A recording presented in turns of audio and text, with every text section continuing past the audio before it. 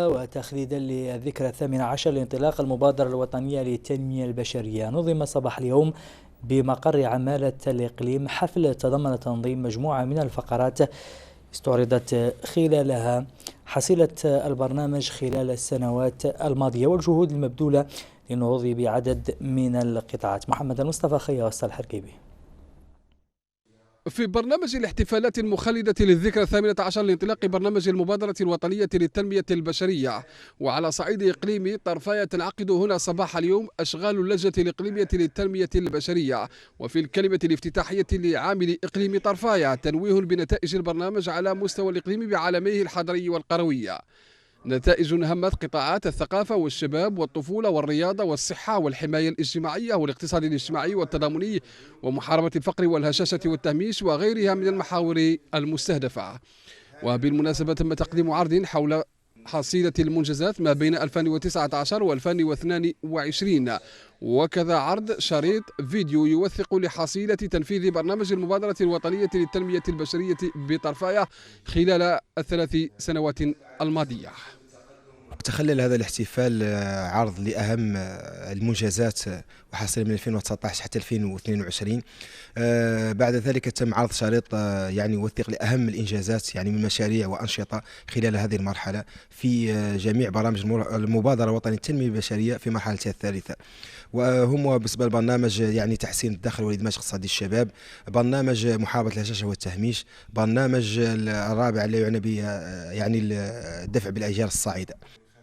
وأهم ما ميز أشغال انعقاد اللجنة الإقليمية للتنمية البشرية المخلدة للذكرى 18 لانطلاق برنامج المبادرة الوطنية للتنمية البشرية بطرفاية توقيع الاتفاقية المتعلقة بتحويل تسيير وحدات التعليم الأولي المحدثة في إطار المرحلة الثالثة من برنامج المبادرة الوطنية للتنمية البشرية بالنفوذ الترابي لعمالة إقليم طرفاية إلى الأكاديمية الجهوية للتربية والتكوين لجهة العيون الساقية الحمراء.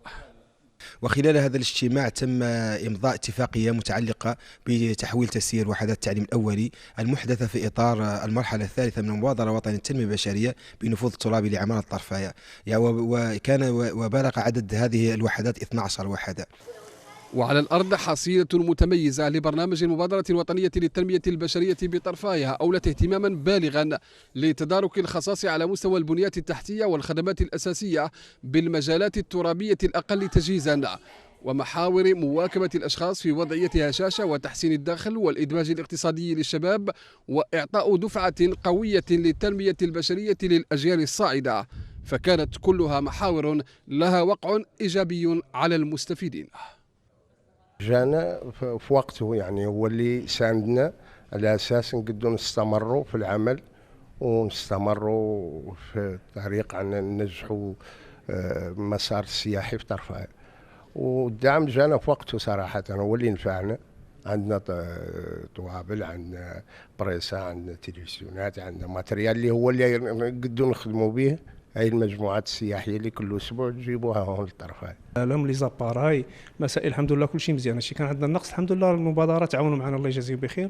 هادشي كل شيء مزيان الحمد لله. ولا زالت على مستوى إقليم طرفاية الجهود متواصلة لدعم وتمويل مشاريع أخرى في إطار برنامج المبادرة الوطنية للتنمية البشرية تهتم بمجالات عدة وتولي اهتماما بالغا بعنصر المواطن. وفي ختام أشغال اللجنة الإقليمية للتنمية البشرية المنعقدة اليوم تخليدا للذكرى 18 لانطلاق برنامج المبادرة الوطنية للتنمية البشرية برقية ولاء وإخلاص مرفوعة باسم رئيس وأعضاء اللجنة لمولانا أمير المؤمنين صاحب الجلالة الملك محمد السادس حفظه الله. وبمقر عمالة سمارة رأس